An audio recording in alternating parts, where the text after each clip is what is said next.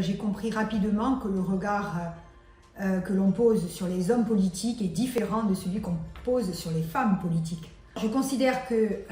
les lois sur la parité sont des conditions nécessaires, mais elles sont insuffisantes.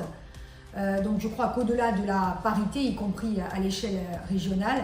ce qu'il faut faire, c'est avoir une approche holistique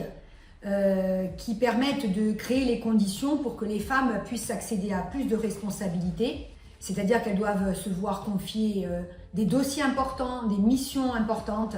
et qu'on crée les conditions aussi pour qu'elles puissent assumer ces responsabilités-là avec bonheur, en leur facilitant la tâche aussi, parce que le métier de femme politique est un métier difficile. La collectivité de Corse a mis en place des dispositifs et notamment des clauses d'égalité de genre dans toutes ses politiques publiques de manière transversale,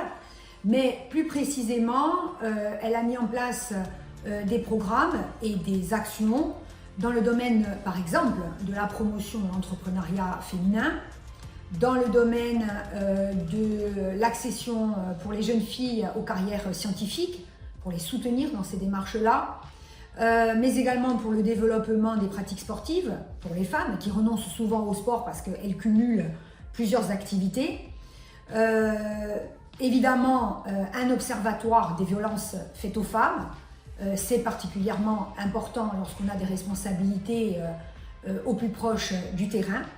de surveiller ces dynamiques-là qui sont très mortifères. Et enfin, également la nécessité de promouvoir, y compris dans l'administration et dans les actes administratifs, des clauses d'égalité de genre. En particulier, nous sommes très vigilants dans le cadre des marchés publics que nous passons avec nos prestataires à ce que l'égalité homme-femme soit un critère mis en avant.